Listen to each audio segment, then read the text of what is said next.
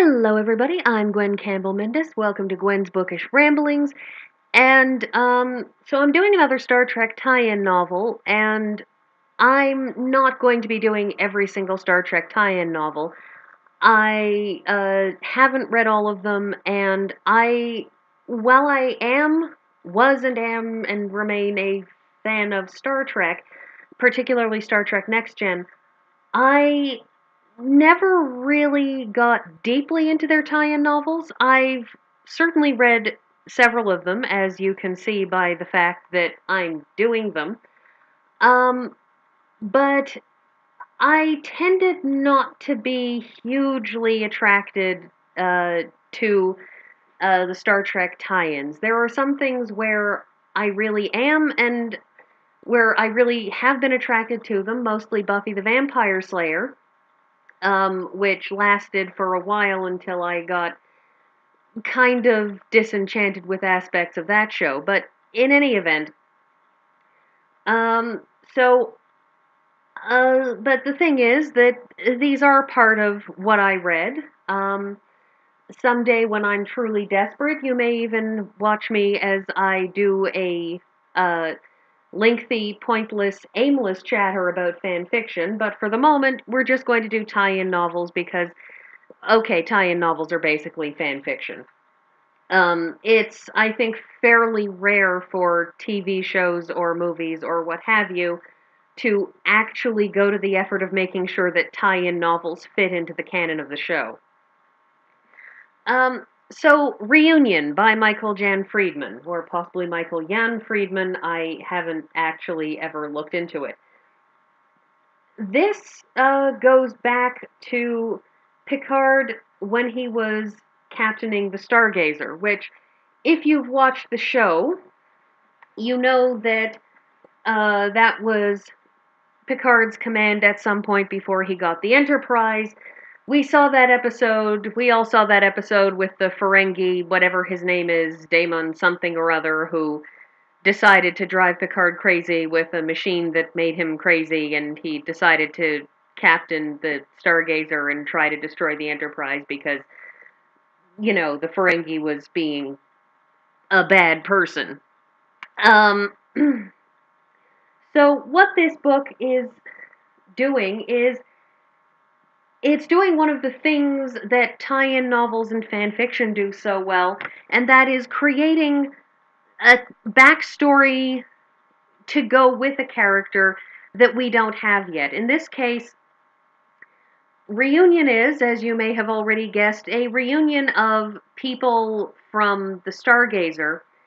And the story of this is that one of his uh, former officers, one of Picard's former officers, is actually the crown prince or set to inherit the David Empire, some sort of alien uh, uh, species, and they have an empire much like the Klingons have an empire. And so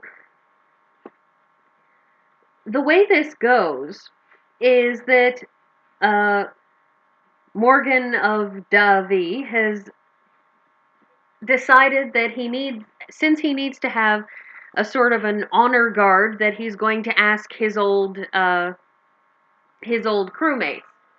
However, going into this, there's a lot of awkwardness because that's Morgan on the right, and we all recognize Captain Picard in the middle. Um, or if you're too young to remember Star Trek Next Generation the first time around, potentially you're thinking of him as Dr. Xavier. Who knows?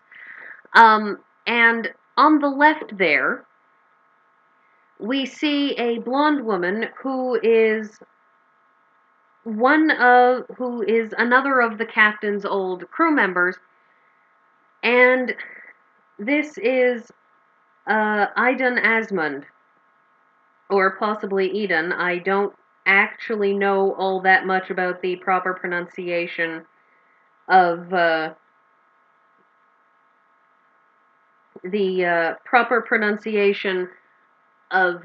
Scandinavian names.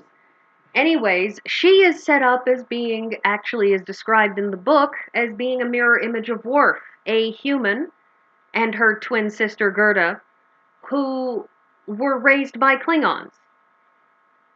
And in the course of this book, we find out that her twin sister tried to assassinate Morgan because Klingons and the David have been at war with each other for a donkey's age, and so there is much bad feeling described by Worf in this book as we have licked each other's blood from our fingers.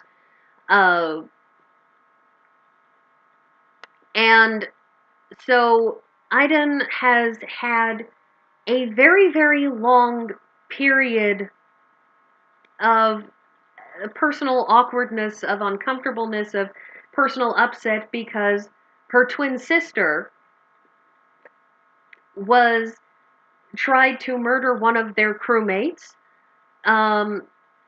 tried to assassinate a not necessarily a direct ally of the Klingons, but if the David are allies of the Federation and the Klingons are allies of the Federation, it's not really done to try to assassinate the ally of our ally.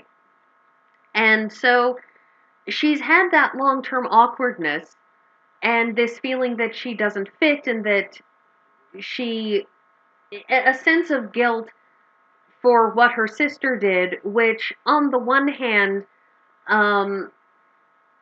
honestly, that's a thing that a lot of people tend to feel, whether it's survivor's guilt or guilt by association, that sense of, I should have known better, I should have done something to stop it, which she says, which she claims to be more from her Klingon upbringing, which has a sort of a concept of blood siblings as being the concept of blood siblings as having some sort of responsibility for each other's actions.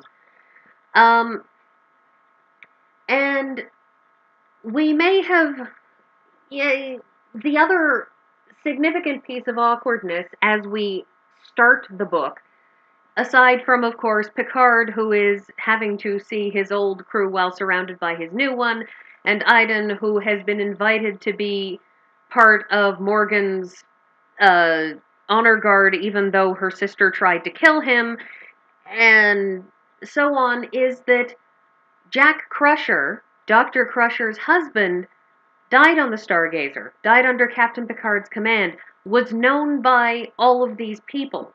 And so this book opens with Wesley, desperate and anxious and eager to talk to all these people who knew his father, to learn more things about his father, to talk to people who knew him because he doesn't know his father and he never will.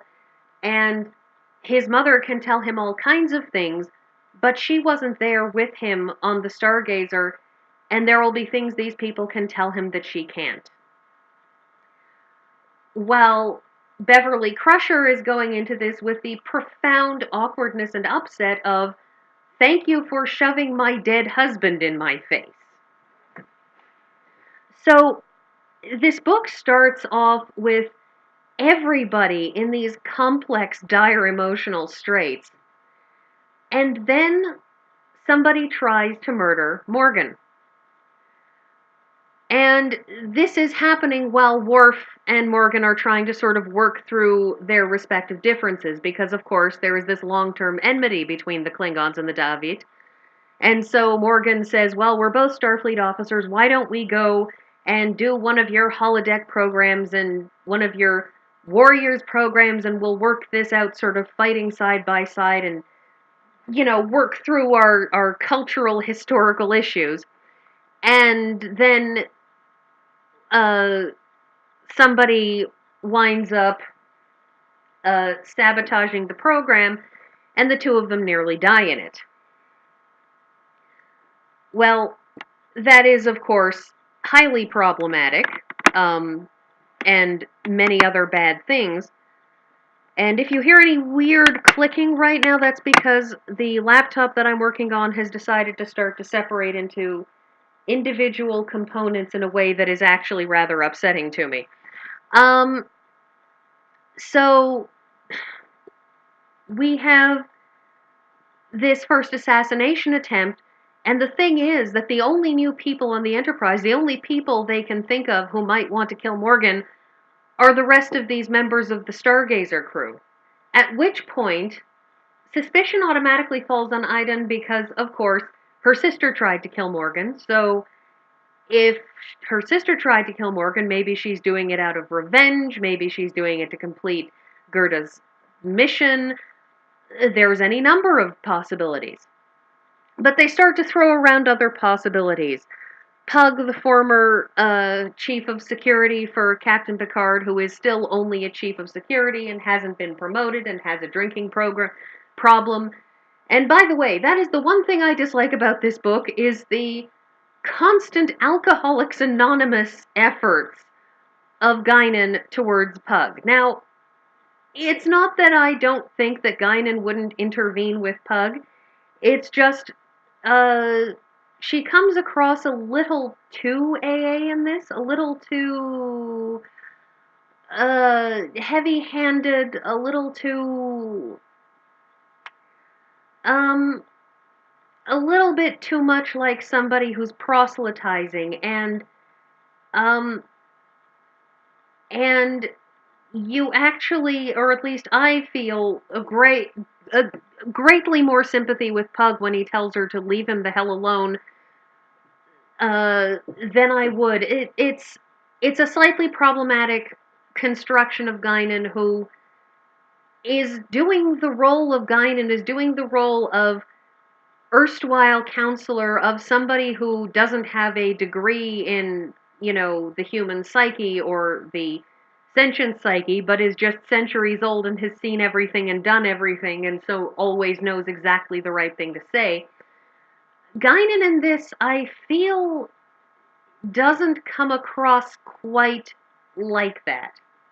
I think the one flaw in this book, because Pug's guilt and self-loathing over what he sees as his fault in Jack Crusher's death, and everybody else's feeling of awkwardness and grief, and the way that Picard is always sort of having these moments where he just thinks he wishes Jack Crusher were there because Jack was his friend and Jack knew these people and would have known what to do, and Beverly Crusher's resurrection of effectively the taped letters that Jack had sent her when he was out on his missions on the Stargazer, these letters that are sort of helping her cope, and indeed one of these letters gives them the clue to finally solve who the actual assassin is. And it turns out that it is indeed one of the Stargazer crew. It is Dr. Carter Greyhorse, who is apparently entirely unbalanced and needs a great deal of psychological help, because he spends a large portion of this book repetitively telling people that he is unfeeling and cold and more of a machine than everybody else.